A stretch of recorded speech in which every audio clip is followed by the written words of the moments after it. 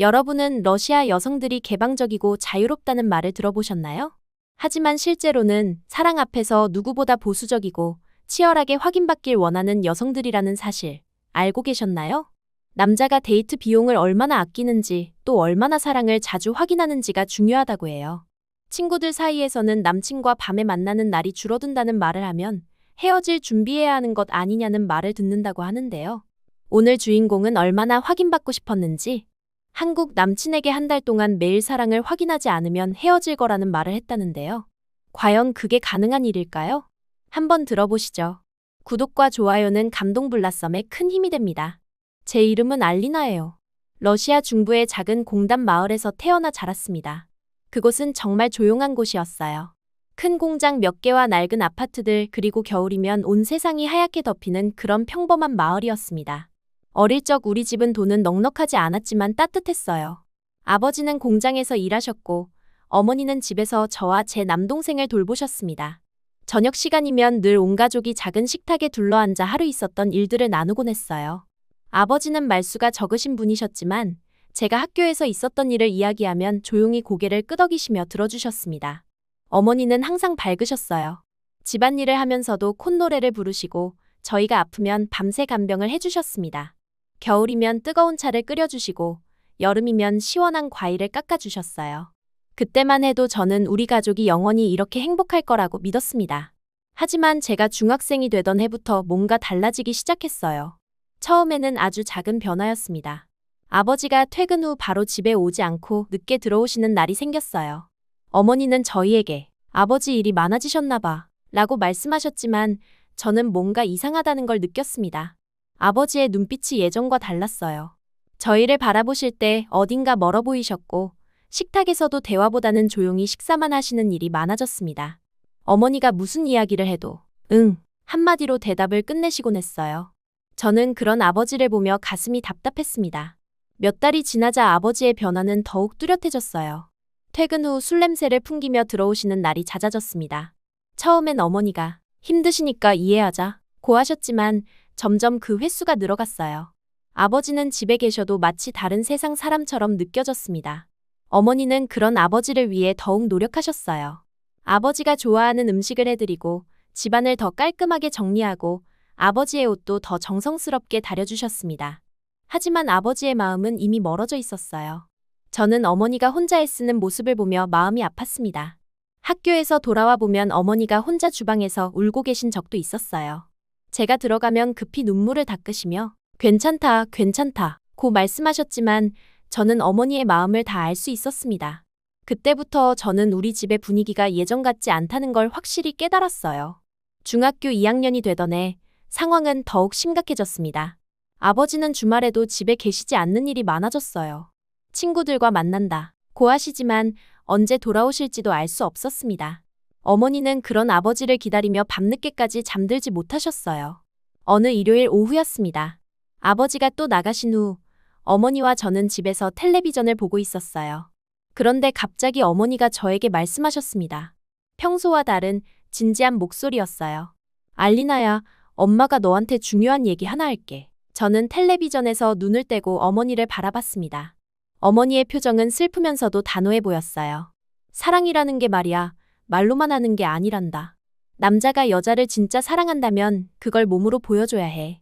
행동으로 증명해야 하는 거야. 저는 어머니의 말이 무슨 뜻인지 정확히 이해하지 못했지만 그 말에 담긴 깊은 의미를 느낄 수 있었습니다. 어머니는 계속 말씀하셨어요. 아버지가 예전처럼 우리를 사랑하신다면 이렇게 집을 비우지 않으실 거야. 사랑한다는 말만으로는 부족해. 진심은 행동으로 나타나는 법이거든. 그 말이 제 마음속에 깊이 박혔어요. 사랑은 말이 아니라 증명되어야 하는 것이라는 어머니의 가르침은 나중에 제 연애관을 완전히 바꿔놓게 됩니다. 시간이 흐르면서 아버지의 변화는 더욱 뚜렷해졌어요. 집에서 어머니와 대화를 나누시는 일이 거의 없어졌고 저희 자녀들에게도 관심을 보이지 않으셨습니다. 어머니는 여전히 아버지를 위해 애쓰셨지만 그 노력이 보답받지 못한다는 걸 저도 알 수 있었어요. 고등학교에 올라가면서 저는 다른 친구들의 가정과 우리 집을 비교하게 되었습니다. 친구들은 아버지와 함께 여행을 가거나 가족 모임을 갖는 이야기를 했지만 저는 그런 경험이 거의 없었어요. 대신 저는 어머니가 혼자 모든 것을 감당하는 모습을 보며 자랐습니다. 그런 환경에서 자란 저는 자연스럽게 남자라는 존재에 대해 복잡한 감정을 갖게 되었어요. 사랑은 변할 수 있는 것이고, 남자들은 언제든 마음이 바뀔 수 있다는 생각이 마음 한구석에 자리 잡았습니다. 동시에 어머니의 말처럼 진짜 사랑이라면 행동으로 보여줘야 한다는 믿음도 강해졌어요. 고등학교를 졸업하고 대학에 진학하면서 저는 처음으로 집을 떠나게 되었습니다. 모스크바에 있는 대학교에 합격했거든요. 어머니는 제가 떠나는 걸 아쉬워하시면서도 응원해 주셨어요. 아버지는 제 입학에 대해 별다른 반응을 보이지 않으셨지만요. 대학 생활이 시작되면서 저는 새로운 세상을 경험하게 되었습니다. 다양한 사람들을 만나고 여러 가지 활동에 참여하면서 제 시야가 넓어졌어요. 그리고 자연스럽게 연애에 대한 관심도 생겼습니다. 첫 번째 남자친구는 같은 과 선배였어요. 드미트리라는 이름의 그는 키도 크고 잘생겼으며 학과에서도 인기가 많았습니다. 처음 만났을 때 그는 정말 매력적이었어요. 데이트 비용도 아끼지 않았고 저에게 꽃도 자주 사다 주었습니다. 하지만 시간이 지나면서 드미트리의 진짜 모습을 알게 되었어요. 그는 저뿐만 아니라 다른 여학생들에게도 관심을 보였습니다. 처음에는 단순히 사교적인 성격이라고 생각했지만 점점 그의 시선이 다른 곳으로 향하는 걸 느낄 수 있었어요. 특히 1학년 여학생들이 들어오자 그의 관심은 완전히 그쪽으로 옮겨갔습니다. 저는 어머니의 말을 떠올렸어요. 진짜 사랑이라면 행동으로 보여줘야 한다고 하셨잖아요. 드미트리의 행동을 보니 저에 대한 그의 사랑이 진짜가 아니라는 걸 알 수 있었습니다. 결국 저희는 헤어지게 되었어요. 두 번째 남자친구는 알렉산드르였습니다. 그는 경제학과 학생으로 미래에 대한 계획도 확실했고 저에게도 진지하게 다가왔어요. 처음 몇 달은 정말 좋았습니다. 함께 공부도 하고 미래에 대한 이야기도 나누었어요. 하지만 알렉산드르도 시간이 지나면서 변하기 시작했습니다. 데이트 비용을 계산하기 시작했고 제가 뭔가를 요청하면 귀찮아하는 기색을 보였어요. 특히 다른 예쁜 여학생들 앞에서는 저를 소개하는 것도 꺼려했습니다. 마치 더 좋은 선택지가 나타나면 언제든 바꿀 수 있다는 식이었어요. 이런 경험들을 겪으면서 저는 러시아 남자들의 특성을 이해하게 되었습니다. 러시아는 남자보다 여자가 훨씬 많은 나라예요. 그래서 남자들은 항상 선택받는 입장에 있었고 여자들은 선택받기 위해 경쟁해야 했습니다. 더 예쁘게, 더 매력적으로, 더 순종적으로 보이기 위해 애써야 했어요. 대학 3학년이 되어서도 상황은 크게 다르지 않았습니다. 세 번째, 네 번째 남자친구들도 비슷한 패턴을 보였어요. 처음에는 열정적으로 다가오다가 시간이 지나면 다른 여자에게 눈을 돌리거나 저를 당연하게 여기기 시작했습니다. 특히 기억에 남는 것은 네 번째 남자친구 이방과의 일이었어요. 그는 제가 만난 남자들 중에서 가장 신사적이었습니다. 항상 문을 열어주고 무거운 것을 들어주고 제 말을 잘 들어주었어요. 저는 이반이 다르다고 생각했습니다. 하지만 6개월 정도 사귄 후 이반의 진짜 모습을 보게 되었어요. 어느 날 그의 핸드폰에서 다른 여자와 주고받은 메시지를 우연히 보게 된 거예요. 그는 저와 사귀면서도 다른 여자들과 연락을 주고받고 있었습니다. 심지어 저에 대해 임시라는 표현까지 썼더라고요. 그 순간 저는 정말 충격을 받았어요. 어머니의 말이 맞았습니다. 사랑은 말이 아니라 행동으로 증명되는 것이었고 이반의 행동은 저를 진심으로 사랑하지 않는다는 걸 보여주었어요. 이런 경험들이 반복되면서 저는 점점 남자라는 존재 자체에 대해 회의적이 되었습니다. 러시아 남자들은 항상 더 좋은 선택지를 찾고 있었고 여자들은 그런 남자들의 관심을 끌기 위해 끊임없이 노력해야 했어요. 저는 이런 현실이 너무 피곤했습니다. 친구들과 이런 이야기를 나누면 다들 비슷한 경험을 하고 있었어요. 남자는 원래 그런 거야. 우리가 더 예뻐져야 해. 남자들이 귀하니까 어쩔 수 없지. 같은 말들을 주고받았습니다. 하지만 저는 이런 현실을 받아들이고 싶지 않았어요. 대학 마지막 해가 되어서는 아예 연애를 포기하고 싶은 생각까지 들었습니다. 어차피 남자들은 언제든 마음이 바뀔 수 있고 진짜 사랑이란 존재하지 않는 건 아닐까 하는 생각이 들었어요. 어머니가 말씀하신 행동으로 증명하는 사랑을 보여주는 남자는 정말 존재하는 걸까요? 그런 회의적인 마음으로 대학 생활을 마무리하던 중 집에서 좋지 않은 소식이 들려왔습니다. 아버지의 상황이 더욱 악화되었고 어머니는 혼자서 모든 것을 감당하고 계셨어요. 저는 더 이상 모스크바에서 학업에만 집중할 수 없다는 걸 깨달았습니다. 졸업 후 저는 고향으로 돌아가기로 결심했어요. 어머니를 도와드리고 새로운 시작을 해야겠다고 생각했습니다. 하지만 제 마음속에는 여전히 사랑에 대한 불신과 남자들에 대한 회의감이 깊이 자리 잡고 있었어요. 졸업 후 고향으로 돌아온 저는 부모님의 상황이 생각보다 훨씬 심각하다는 걸 직접 확인할 수 있었어요. 집에 도착하자마자 어머니의 야윈 모습에 깜짝 놀랐습니다. 대학 다닐 때 가끔 집에 와서 봤던 어머니와는 완전히 달랐어요. 어머니는 제가 왔다며 반가워하셨지만 얼굴에는 깊은 피로가 배어 있었습니다. 아버지는 여전히 집에 거의 계시지 않았고 계셔도 말씀을 거의 하지 않으셨어요. 집 안 분위기는 제가 떠나기 전보다 더욱 무겁고 침울했습니다. 며칠 지내보니 우리 집 경제 상황이 정말 심각하다는 걸 알게 되었어요. 아버지의 공장 임금은 몇 달째 밀려 있었고 어머니는 집 근처 청소 일을 하시며 가게를 꾸려가고 계셨습니다. 전기요금과 난방비를 내는 것도 버거워 보였어요. 저는 더 이상 망설일 수 없었습니다.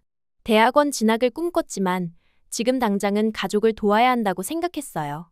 어머니께 휴학하고 일을 구하겠다고 말씀드렸을 때 어머니는 처음엔 만류하셨지만 결국 제 의지를 받아들여 주셨습니다. 일자리를 찾기 시작했는데 작은 마을이다 보니 선택의 폭이 많지 않았어요.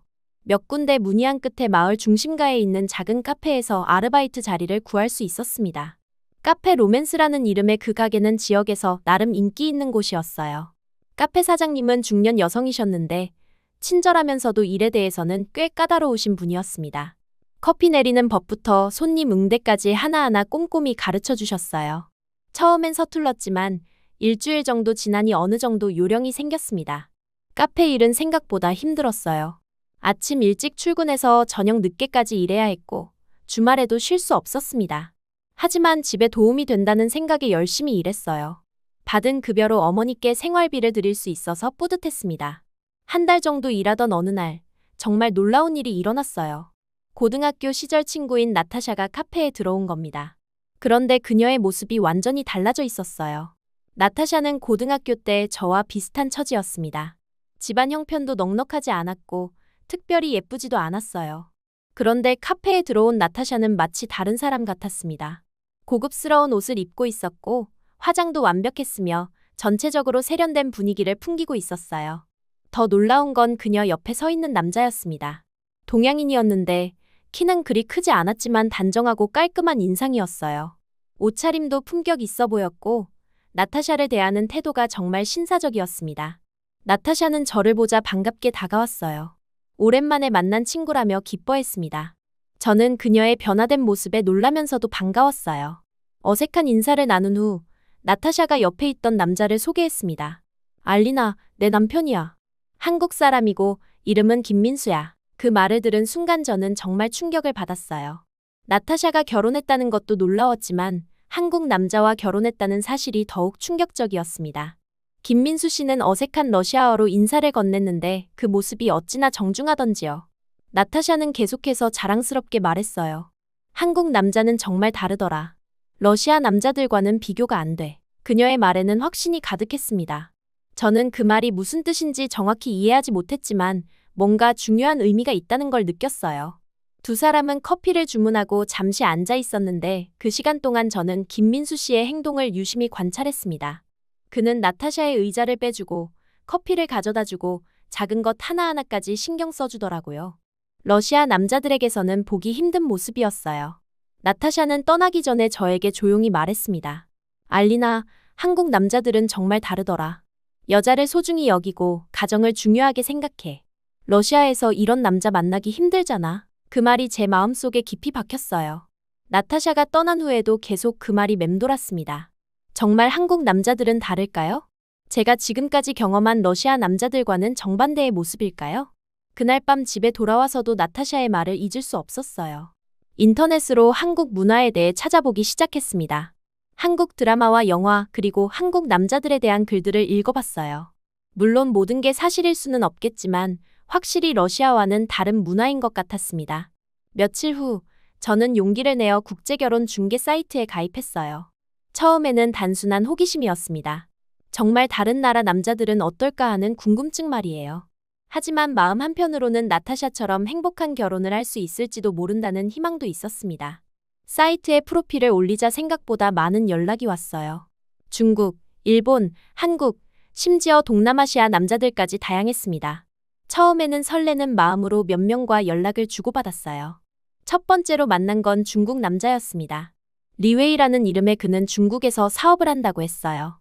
돈이 많다는 걸 강조하며 저에게 비싼 선물을 사주겠다고 했습니다. 하지만 실제로 만나보니 정말 실망스러웠어요. 리웨이는 첫 만남부터 저를 품정하듯 바라봤습니다. 마치 물건을 고르는 것처럼 제 외모를 평가하는 눈빛이었어요.